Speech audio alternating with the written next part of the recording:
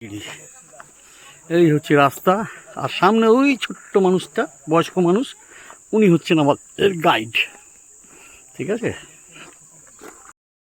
Charge, উনি আমাদের সাথে আমাকে নিয়ে যাবে রাস্তা দেখিয়ে।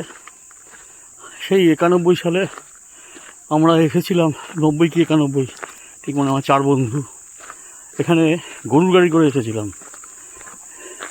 ঘাটশিলা থেকে, স্টেশন থেকে, যে ঘাটশিলা স্টেশন আপনাদের দেখিয়েছি, ওই স্টেশন থেকে। স্টেশনের রূপই বদলে গেছে, সব কিছু বদলে গেছে, শুধু আমরাও বদলে গেছি। আমাদের শালা তখন দাড়ি ওঠেনি, এখন দাড়ি উঠে গেছে শালা, তখন জোশ ছিল অনেক। যাই হোক, চলেছি ধারাগিরি দেখতে। আমরা গরুর গাড়ি করে নিয়ে এসেছিলাম, যেটা বলছিলাম, 4 বন্ধু মিলে। তো একটা দারুণ মজার ব্যাপার ছিল। আওয়াজ শুনছেন, ঝিঝ পোকার আওয়াজ, প্রচুর পোকার আওয়াজ, অসাধারণ একটা অ্যাডভেঞ্চার। আর চলেছে আমাদের সঙ্গে এই যে ছোট্টু আমাদের দেখিয়ে নিয়ে চলেছে, এই আমাদের গাইড সাহেব। তো ওই সময় আমার একটি বন্ধু রান্না করেছিল ওই জলপ্রপাতে, যেখানে জলপ্রপাত হচ্ছে ওই জায়গাটায় রান্না করেছিল মুরগির মাংস আর ভাত। এখনও স্পষ্ট আমার মনে আছে, আমরা কত আনন্দ করেছিলাম। এসেছিল গরুর গাড়ি। আর যখন ফিরে যাচ্ছিলাম সেদিনকে আমার জ্বর এসে গেছিলো। তো ঘাটশিলায় সানসেট বা সানরাইজ ইংরেজিতে, আর বাংলায় সূর্য অস্তটা আমার কাছে ছিল অসাধারণ। আর এই যে সামনে আসছে, দেখুন, দেখতে পাচ্ছেন কি অসাধারণ, চারিদিকে জঙ্গল। আর চলেছি আমরা ধারাগিরি। রাস্তাটা খালি দেখুন, কি সাংঘাতিক রাস্তা,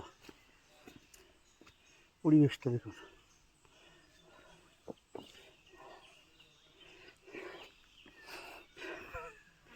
ব্যাপক লাগছে, আমার মনে হয় উত্তরাখণ্ডে পৌঁছে গেছি আপনি, কোনো একটা বড় ট্রেকিংয়ে। হাঁপাচ্ছি রীতিমতো। আর দেখুন, আমরা চলে এসেছি বলতে বলতে ধারাগিরি। আর ওই দেখুন জলপ্রপাত।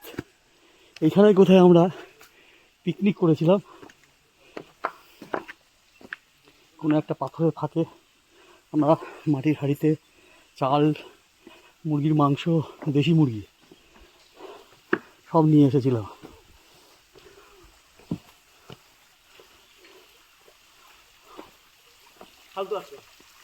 ফালতু আসা, হ্যাঁ, ওগুলোকে শিখিও।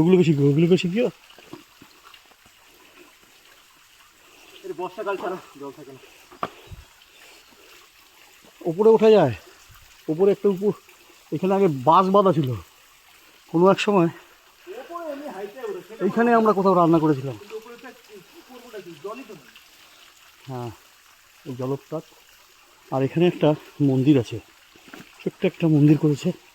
ভোলেনাথ ছাড়া কেউ হবে না। ভোলেনাথ রে, এটা ভোলেনাথ, শিব তো। দেখুন, ভোলেনাথের মন্দির করে রেখেছে। জয় বাবা ভোলেনাথ। আর দেখুন, তখন স্বচ্ছ জল ছিল, কাঁচের মতো জল দেখে গেছে, এখন পচা জল মনে হচ্ছে দেখে।